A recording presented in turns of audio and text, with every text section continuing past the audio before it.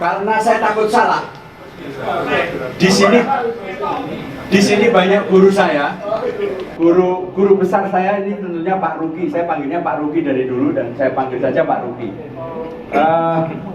Beliaulah yang ngajari saya ini. Jadi saya sebetulnya memberanikan diri untuk mengajarkan apa yang diajarkan oleh Pak Ruki ini kepada Anda sekalian. Teman-teman sekalian, saya akan buka cerita saya ini dengan dua teka-teki. Pertanyaan pertama adalah kota apa? Ini ada hadiahnya, Serius nih Pak. Kota apa yang penduduknya banyak bapak-bapak? Kota Batu. Kota Batu salah. Baduy salah. Satu lagi. Balikpapan salah. Yang benar adalah Purwodadi.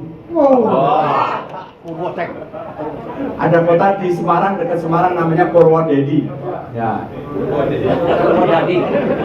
Wah, baru dengar saya. Ya. Tekan ya, jadi nggak ada, jadi hadiahnya dikembalikan ke panitia Pak Sam. Yang benar tuh Kota Batu. Dan apa Pak? Kenapa? Karena bapak-bapak banyaknya kepala batu. Ya. Pertanyaan teka-teki kedua adalah kenapa kalau kita mau minum air itu perlu berdoa terlebih dahulu. Minum air putih Pak, air putih. Biar nggak keselak. Enggak. Karena di dalam air itu ada 3 jin. 2 hidrogen dan 1 oksigen.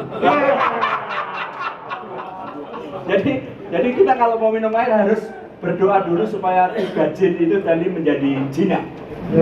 Ibu-ibu dan bapak-bapak sekalian, saya akan mulai dengan sebuah statistik mengenai apa yang disebut sebagai indeks pengembangan manusia. Singkatannya adalah IPM, bahasa Inggrisnya Human Development Index. Indonesia pada tahun 2021 indeks pengembangan manusianya angkanya 72,29. Jadi kita manusia Indonesia ini mempunyai indeks pengembangan manusia 72,29. Ini ranking ke 107 dari 189 negara. Ya, ini khas Indonesia nih, khas Indonesia. Reaksinya adalah lumayan. Not bad. It's okay. Lumayan daripada lumayan. Iya. Jadi, oke, saya teruskan. Ini hanya naik kira-kira 0,5%, bukan 0,5%, jadi setengah persen dari tahun 2020. Nah, ibu-ibu dan bapak sekalian, ini yang istimewa. Indeks pengembangan manusia itu terdiri dari 3 aspek. Aspek yang pertama kesehatan, aspek yang kedua pendidikan, dan aspek yang ketiga adalah ekonomi. Saya akan bicara mengenai aspek kesehatan. Yang diukur di aspek kesehatan itu adalah usia harapan hidup. Ya, usia harapan hidup di Indonesia itu untuk laki-laki tahun 2021, untuk laki-laki 69 tahun. Udah lewat kita ya.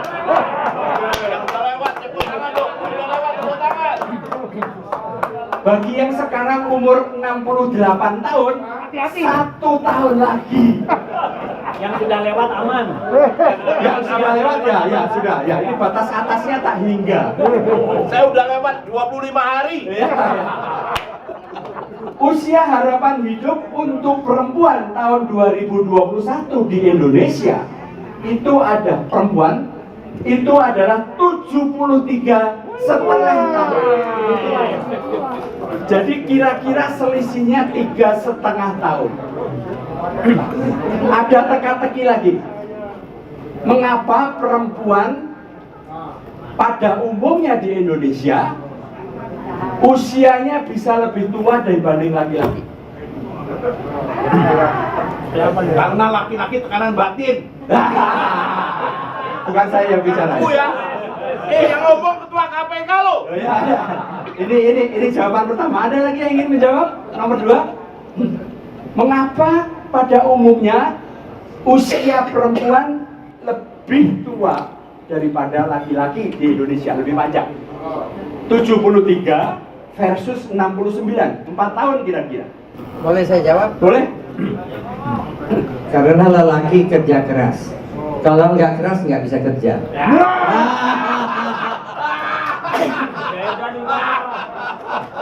Ya, satu lagi. Ada jawaban dari Pak Fik. Silakan Pak Fik. Apanya yang keras? Pola hidup para ibu-ibu jauh lebih sehat daripada kita bapak-bapak. Harus diakui. Terima kasih. Wah, itu jawaban sopan itu. Ya. Jawabannya semua sopan. Jangan kalau saya boleh. Ya, ini satu lagi nih, ekstra jawaban, Pak Sam. Yang jelas, kita ini kan di rumah, kalau di luar gagah, kalau di luar penakut. Pak Taufik aja penakut. Takut istri itu yang cepat mati. Saya ingin simpulkan ya Pak Sam dari jawabannya Pak Sam, mengapa perempuan usianya lebih panjang dibanding laki-laki? Kenapa laki-laki usianya lebih pendek dibanding perempuan? Karena laki-laki usianya lebih pendek dibanding perempuan, atau perempuan lebih panjang daripada laki-laki karena perempuan itu tidak punya istri.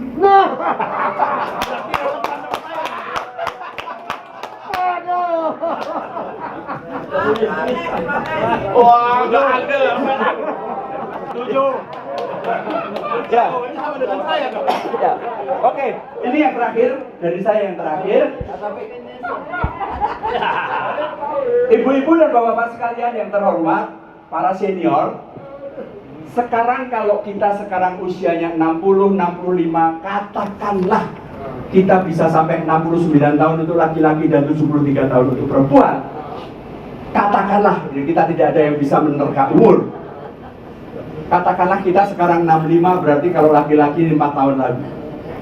Ada sisa usia yang kita bisa manfaatkan agar kita berbahagia. Apa itu? Ada penelitian yang menyebutkan bahwa hormon di dalam tubuh kita ini adalah hormon yang bisa membuat kita bahagia. Ada 4. Saya ingin sebutkan satu-satu. Pertama adalah dopamin. Dopamin akan keluar di dalam tubuh kita apabila kita berprestasi dan diakui. Ya, ada 2 syarat. Dopamin akan keluar yang membuat kita bahagia apabila kita berprestasi dan diakui prestasi kita. Recognize, ada recognition. Jadi pertama Anda harus ada prestasi, dan yang kedua adalah harus diakui. Oleh sebab itu ibu-ibu dan bapak-bapak sekalian, untuk membuat istri kita berbahagia karena dopaminnya keluar, cukup Anda memuji dia, memuji masakan dia, memuji karya dia di dalam rumah. Itu yang jarang kita lakukan sebagai manusia Indonesia. Betul. Matur kesuwun nggih, Bu. Ya. Nah, ini ceritanya begini teman-teman sekalian. Kalau saya di rumah gitu, ini kok lode, kok asimen toh? Dia bilang, padahal orang tak kei uyah loh, dia bilang. Ya orang dikei uyah kok iso asin. Tadi salah sampean. Ya, itu tadi kita harus memberikan recognition kepada istri kita, karena dengan memberikan recognition maka dopamin akan keluar dan itu akan membuat dia bahagia. Istri saya adalah istri yang paling cantik di seluruh Jakarta. Itu adalah pujian saya. Ya. Yang memang gombal, tetapi perempuan itu paling senang digombali, Pak.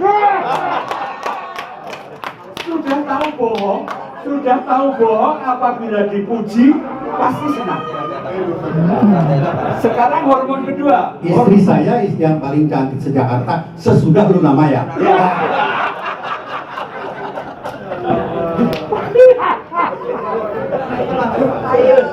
Hormon kedua yang bisa membuat manusia berbahagia adalah serotonin. Serotonin itu akan keluar dari manusia, dari dalam tubuh manusia dan membuat orang berbahagia apabila Anda bermanfaat bagi orang lain. Aneh ya? Kita memberi orang, menolong orang, bukan orangnya itu terutama yang senang, tetapi kita yang senang, kita yang berbahagia. Karena apa? Karena ketika menolong, kita memberi sesuatu kepada seseorang yang membutuhkan, maka pada saat yang sama di dalam diri kita akan tumbuh serotonin yang membuat kita bahagia. Sebaik-baiknya orang adalah mereka yang paling bermanfaat. Kita pura-pura jadi Gus Bahar dulu. Hormon yang ketiga itu adalah oksitosin. Oksitosin itu adalah akan keluar di dalam tubuh apabila kita dekat dengan orang yang dicintai. Apabila kita memeluk orang yang kita cintai. Apabila kita silaturahmi. Oleh sebab itu teman-teman sekalian, jangan heran kalau orang itu lebaran pulang mudik, padahal macet, keluar duit. Karena apa? Begitu kita ketemu orang-orang yang kita cintai di kampung, keluarlah hormon oksitosin yang akan membuat diri kita bahagia. Jangan, makanya kalau saya pergi di Jakarta ini, pergi keluar rumah, tujuan utama saya itu adalah saya cepet-cepet balik rumah. Karena ketika saya dekat dengan orang yang dicintai, maka hormon oksitosin saya keluar dan saya akan berbahagia. Sayangnya orang yang saya cintai itu tidak ada di rumah. Atau dia tidak tahu bahwa kita mencintai. Ya. Hormon keempat yang membuat kita bahagia itu adalah endorfin. Apabila kita berolahraga dan kerja keras. Ketika kita menggeh-menggeh itu apa ya? Ngos-ngosan tersengal-sengal itu sebetulnya ada timbul hormon endorfin yang membuat kita bahagia. Ibu-ibu, bapak-bapak sekalian, ini kalimat saya yang terakhir adalah tidak perlu Anda mencari kebahagiaan yang lain-lain. Cukup Anda olahraga dan kerja keras, dekat dengan orang yang Anda cintai, bermanfaat bagi orang lain, dan berprestasi dan diakui prestasi Anda. Salam sejahtera.